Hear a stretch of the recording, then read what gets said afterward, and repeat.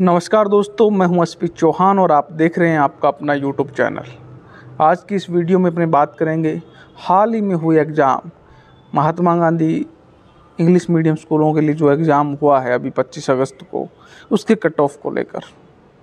बहुत से साथियों के कमेंट आ रहे थे, कॉल भी आ रही थी, मैसेज भी आ रहे थे और उनके जो क्वेश्चन थे उनको लेकर ये वीडियो है, ताकि अन्य साथियों को कॉल या मैसेज नहीं करना पड़े, उनको अपना जवाब मिल जाए। बहुत से साथियों के पास मेरे कॉन्टैक्ट नंबर भी नहीं है, वो सिर्फ वीडियो का इंतज़ार कर रहे हैं।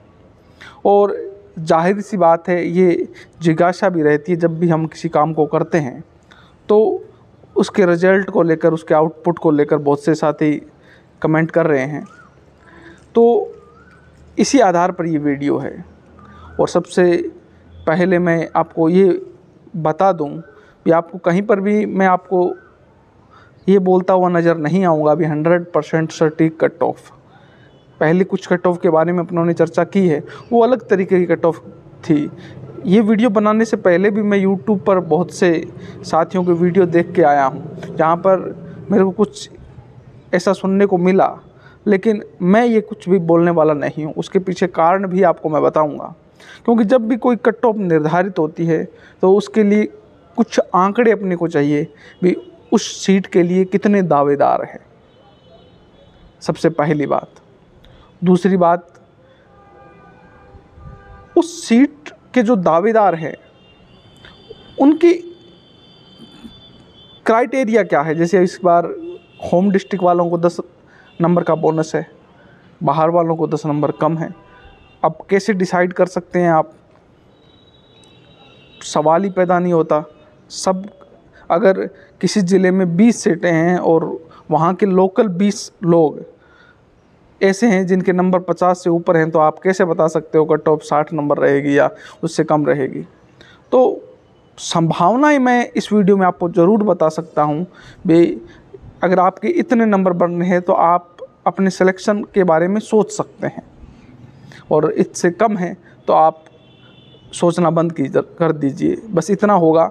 इसके अलावा कहीं पर भी कोई नंबर ऑफ़ क्राइटेरिया भी मैं दूंगा तो वो उसमें डिफरेंस थोड़ा ज़्यादा होगा। फिर आप कहोगे साहब इतने नंबर के अंदर तो आ ही जाएंगे, तो हो सकता है आपका कैलकुलेशन मेरे से अच्छा हो।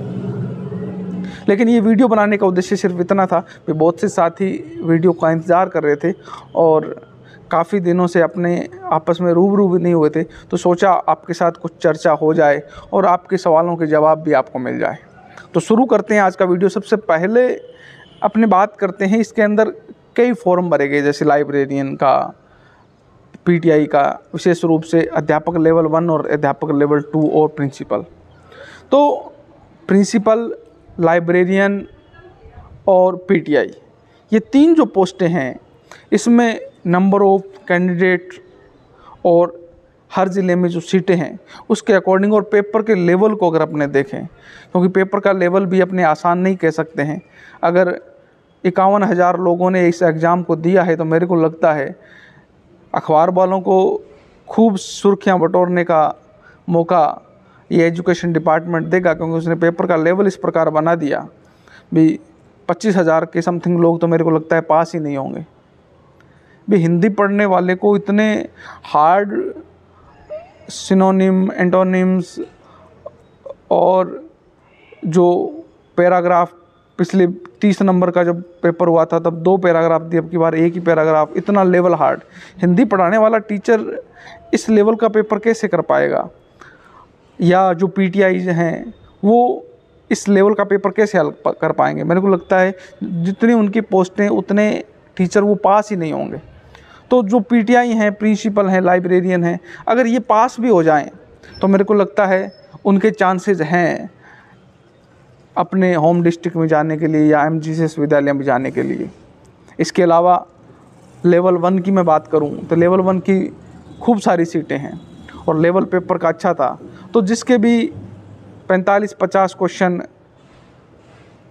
हो रहे हैं अगर वो होम डिस्ट्रिक्ट का है, और अगर वो बाहर का है तो 55 के समथिंग, अगर 55 से 60 क्वेश्चन अगर उसके हो रहे हैं तो वो उम्मीद लगा सकते हैं भी उनका सिलेक्शन अपने होम डिस्ट्रिक्ट में या उनके पास वाले डिस्ट्रिक्ट में हो जाएगा।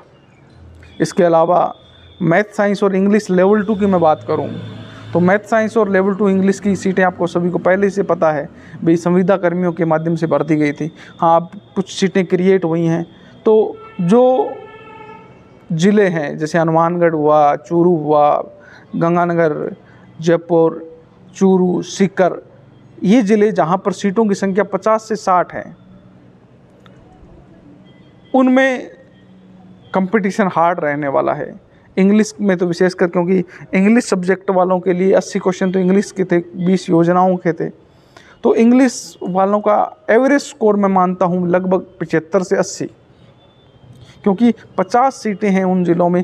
एक एक ज़िले से एक एक दो दो भी आएंगे, और एक ज़िले में एक दो तो इतने पढ़ाकू मिल ही जाएंगे। और पढ़ाकू भी क्या है, अगर वो टीचर हैं इंग्लिश के तो उनको इंग्लिश में इतनी पकड़ तो होगी। तो मेरे हिसाब से 75 से 80 नंबर मेरिट इंग्लिश वालों की रह सकती है। इन 6 ज़िलों की बात कर रहा हूँ, या वो ज़िले जिनमें सीटें कम हैं, 50 के आसपास हैं। हाँ, जिनमें सीटें 100, 150, 200 हैं तो उनमें कम रह सकती है। ये क्राइटेरिया मैं इसीलिए तो कह रहा था भी हर ज़िले में कितनी वैकेंसी है, वहाँ उस ज़िले के लिए अप्लाई करने वाले कितने लोग हैं, उस ज़िले में से जो होम डिस्ट्रिक्ट के लोग हैं वो कितने हैं। ये सब अगर डाटा हो तो अपने स्ट्रिक्ट कट ऑफ बता सकते हैं। लेकिन ये सब आंकड़े नहीं है तो सिर्फ अपने आइडिया ही लगा सकते हैं। अगर कोई 100% स्ट्रिक्ट कट ऑफ बोल रहा है तो वो तुक्का लगा रहा है। हो सकता है उसका तुक्का सही बैठ जाए, हो सकता है बाद में वो कह दे भी अपनों ने जो अनुमान लगाया था वो गलत बैठा। तो ये अलग है। इसके अलावा मैथ साइंस की मैं बात करूं तो मैथ साइंस में इन ज़िलों में लगभग 50-60 सीटें हैं। मैथ साइंस वाले कैंडिडेट हैं, जो बाय वाले हैं उनकी स्ट्रॉन्ग होती है इंग्लिश, और मैथ वालों की एवरेज होती है। तो इसके अकॉर्डिंग मेरे को लगता है भी इसकी जो कट ऑफ है वो लगभग 60 क्वेश्चन के आसपास अगर किसी के सही हो रहे हैं तो अगर होम डिस्ट्रिक्ट का है वो तो वो उम्मीद लगा सकता है।